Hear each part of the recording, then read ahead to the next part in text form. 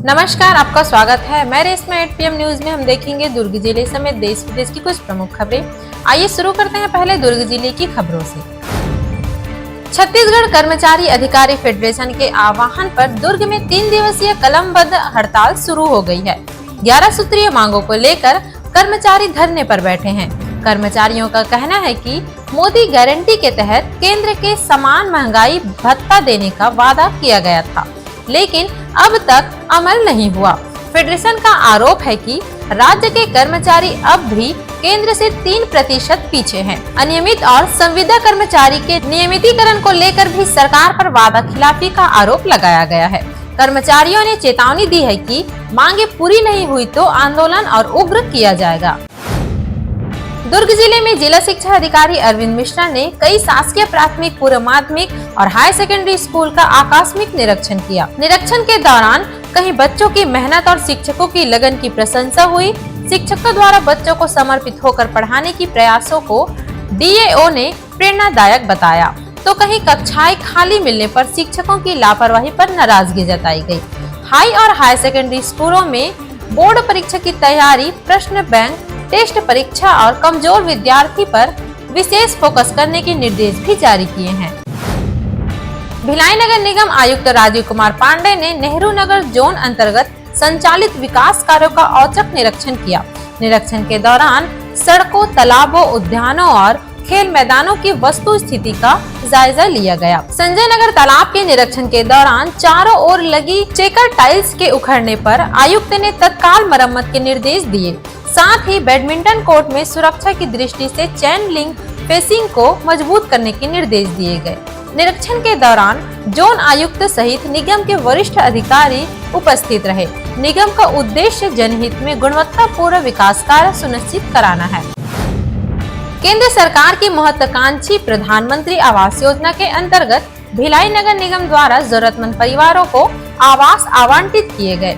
नगर निगम सभागार कक्ष में आयोजित खुले लॉटरी कार्यक्रम के माध्यम से कुल 21 पात्र हितग्राहियों को आवास का लाभ मिला। कार्यक्रम में निगम आयुक्त राजीव कुमार पांडे एवं सांसद प्रतिनिधि प्रमोद सिंह की उपस्थिति भी पारदर्शी प्रक्रिया अपनाई गई।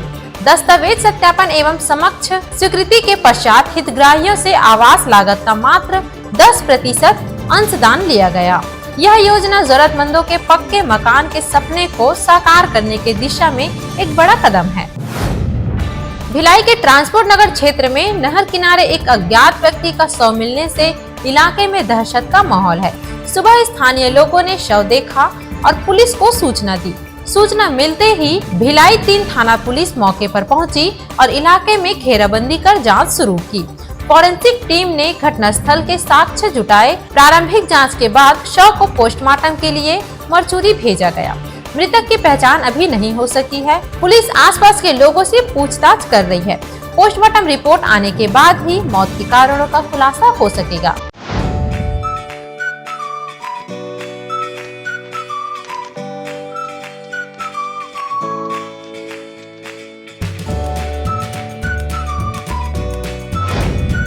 अब नजर डालते हैं प्रदेश की खबरों पर।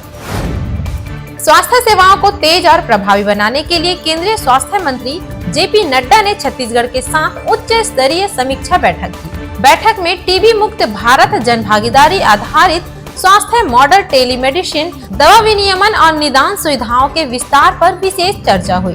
केंद्रीय मंत्री ने टीबी उन्मूलन के लिए 146 हैंड हेल्ड एक्सरे मशीनें उपलब्ध कराने की घोषणा की और मातृ व शिशु मृत्यु दर में कमी लाने पर जोर दिया। केंद्र ने छत्तीसगढ़ की प्रगति की सराहना करते हुए स्वास्थ्य क्षेत्र में अतिरिक्त सहयोग का आश्वासन दिया। नए साल की शुरुआत के साथ ही छत्तीसगढ़ के पर्यटन विकास को एक ऐतिहासिक सौगात मिलने जा रही है।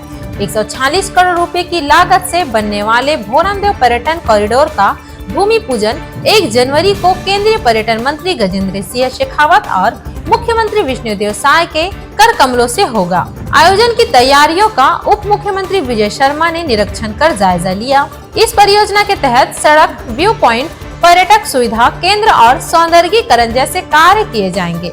इससे न केवल पर्यटकों को बेहद सुविधाएं मिलेगी, बल्कि स्थानीय युवाओं के लिए रोजगार के नए अवसर भी सृजित होंगे। रायपुर स्थित इंदिरा गांधी कृषि विश्वविद्यालय में आयोजित 4 दिवसीय अंतर महाविद्यालय सांस्कृतिक युवा महोत्सव मंडई 2025 का समापन पुरस्कार वितरण समारोह के साथ हुआ। समारोह के मुख्य अतिथि प्रोफेसर डॉक्टर लवली शर्मा तथा अध्यक्षता कर रहे कुलपति डॉक्टर गिरीश चंदेल ने विजेता प्रतिभागियों को सम्मानित किया।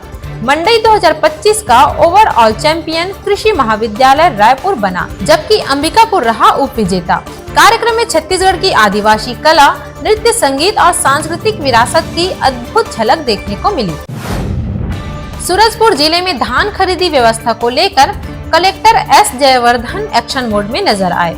उन्होंने बतरा, सलका, करौटीबा और चंद्रमेड़ा स्थित धान खरीदी केंद्रों का निरीक्षण कर व्यवस्थाओं का जायजा लिया। कलेक्टर ने किसानों से सीधे संवाद कर खरीदी प्रक्रिया, सुविधाओं और समस्याओं की जानकारी ली। उन्होंने अधिकारियों को निर्देश दिए कि खरीदी प्रक्रिया पूरी तरह पारदर्शी और सुव्यवस्थित हो।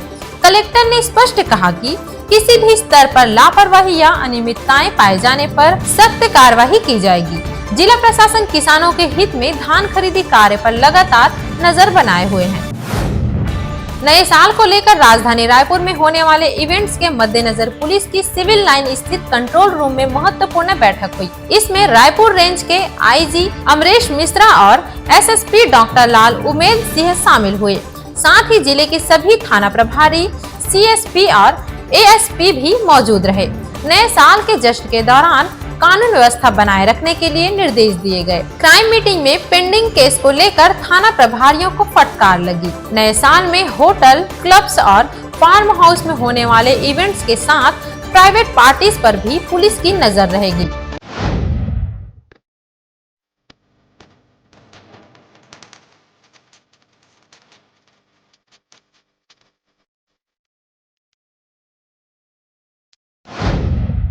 अब नजर डालते हैं देश विदेश की खबरों पर।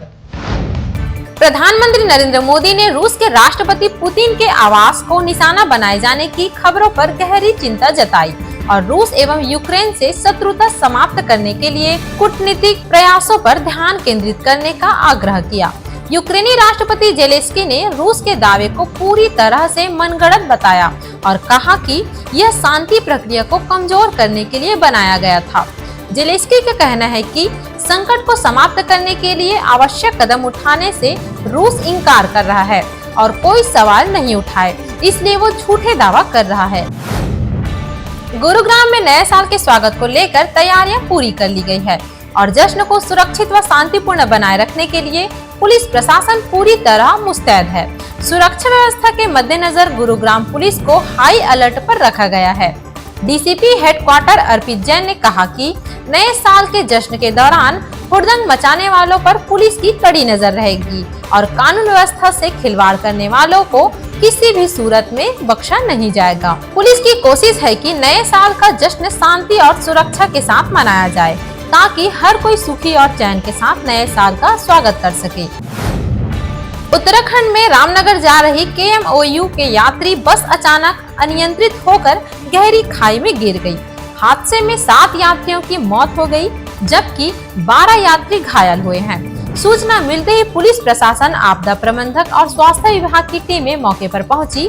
खाई की गहराई अधिक होने के कारण रेस्क्यू ऑपरेशन में कठिनाइयों का सामना करना पड़ा। स्थानीय ग्रामीणों की मदद से अधिकांश शवों को खाई से बाहर निकाला गया। गंभीर घायलों को एयरलिफ्ट कर ऋषिकेश एम्स भेजा गया। प्रशासन ने घटना पर शोक व्यक्त करते हुए जांच के आदेश दिए हैं। बांग्लादेश की पहली महिला प्रधानमंत्री और बांग्लादेश नेशनलिस्ट पार्टी अध्यक्ष खालिदा जिया का मंगलवार तड़के ढाका के एयर केयर अस्पताल में इलाज के दौरान निधन हो गया। खालिदा जिया की उम्र 80 साल की थी। बांग्लादेश की पहली महिला प्रधानमंत्री खालिदा जिया ने एक मजबूत राजनीतिक विरासत छोड़ी है। अब पार्टी की बागडोर पूरी तरह उनके बेटे तारिक रहमान के हाथों में होगी, जो अब तक कार्यवाहक अध्यक्ष के रूप में काम कर रहे थे और 17 साल के निर्वासन के बाद बांग्लादेश लौटे हैं। सऊदी अरब ने कहा कि उसकी राष्ट्रीय सुरक्षा एक रेड लाइन है, जिसकी वह रक्षा करेगा। सऊदी अरब ने यमन के बंदरगाह पर हमला किया। सऊदी अरब का दावा है कि पोर्ट पर यूएई के जहाज हथियारों की अनलोडिंग कर रहे थे। सऊदी नैरेटिव के मुताबिक ये हथियार यमन में उन गुटों को दिए जा रहे थे जो सऊदी अरब के दुश्मन हैं। दावा है कि ये जहाज फुजैराह बंदरगाह से रवाना हुए थे, जिनके ट्रैकिंग सिस्टम बंद थे और जिनसे भारी मात्रा में हथियार व लड़ाकू वाहन लादे गए थे। वे हथियार यमन के अलगाववादी समूह सदर्न ट्रांजिशनल काउंसिल के लिए थे।